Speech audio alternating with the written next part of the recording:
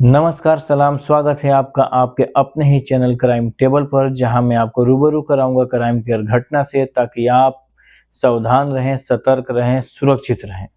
चलिए आज की कहानी की शुरुआत करते हैं। इससे पहले आपसे एक छोटा सा रिक्वेस्ट करता हूं कि अगर आपको मेरी वीडियो अच्छी लगे तो वीडियो को लाइक करें और चैनल को सब्सक्राइब करें। आज की कहानी है एक ऐसी रेखा की, एक ऐसे लाइन की जिसे आप और मैं खूनी रेखा के नाम से जानते हैं। खूनी रेखा क्यों? क्योंकि इसने एक माँ के 2 बेटे का ऐसा बंटवारा किया जो कभी फिर से दोबारा गले ना लग सके। मौत तो उन्हें गले लगा ली, लेकिन अपने भाइयों को गले ना लगा सके। एक माँ अपने एक बेटे को तो गले लगाती रही, लेकिन दूसरे बेटे को गले ना लगा सकी। ये लाइन है रेड क्लिफ।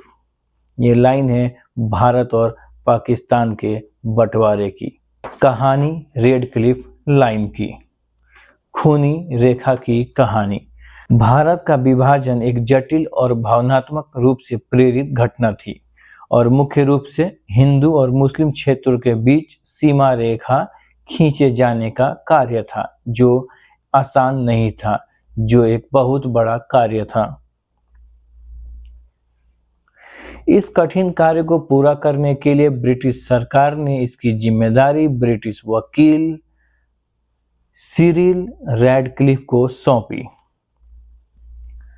और समय था सिर्फ 6 सप्ताह। भारत पाकिस्तान को विभाजित करने के लिए खींची गई लाइन रैडक्लिफ के नाम से जानी जाती है। 1947 में आज़ादी के बाद 17 अगस्त को ये लाइन खींची गई और इस लाइन के खींचे जाने के बाद एक नए देश का जन्म हुआ, जिसे आप और मैं पाकिस्तान के नाम से जानते हैं। भारत से कटकर एक नए देश पाकिस्तान का आगाज हो चुका था। भारत को 2 भागों में बांटने का काम ब्रिटिश वकील सिरिल रैडक्लिफ ने किया था। इसी के नाम पर इस बंटवारे की रेखा का नाम रखा गया था। भारत के विभाजन का काम ऐसे इंसान को सौंपा जाना चाहिए था जो भारत से भौगोलिक और भावनात्मक रूप से जुड़ा हो, लेकिन ब्रिटिश हुकूमत ने एक ऐसे इंसान को यह काम सौंपा जो कभी भारत आया ही नहीं था। इस विभाजन में सबसे गहरे जख्म पंजाब और बंगाल को मिले।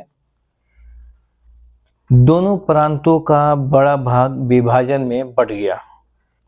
पंजाब को भारतीय पंजाब, भारत का हिस्सा, और पश्चिमी पंजाब, जो पाकिस्तान का हिस्सा, में बांटा गया।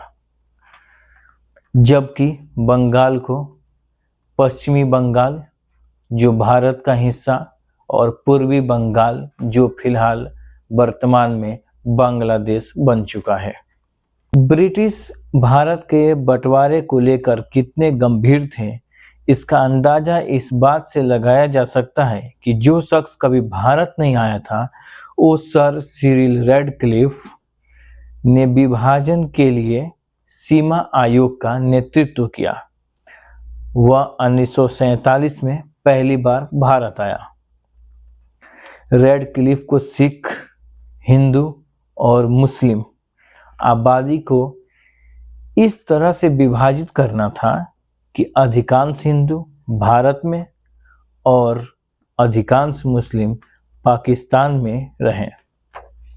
जमीनी हकीकत या क्षेत्र की जनसांख्यिकी जटिलताओं पर विचार किए बिना जल्दबाजी में रेखा खींच दी गई, क्योंकि इस खूनी रेखा को खींचने के लिए समय था सिर्फ 6 सप्ताह।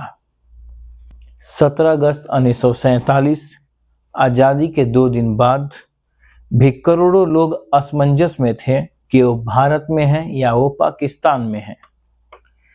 17 अगस्त को विभाजन आयोग के अध्यक्ष पर विराजमान सर रैडक्लिफ ने विभाजन रेखा का ऐलान किया। इसके बाद ही देश भर में दंगे शुरू हो गए और लाखों लोग अपने घरों को छोड़कर जाने को मजबूर हो गए। इस दौरान जो कत्लेआम शुरू हुआ वो भारत और पाकिस्तान को ऐसे जख्म दे गया जो शायद ही कभी भर पाए।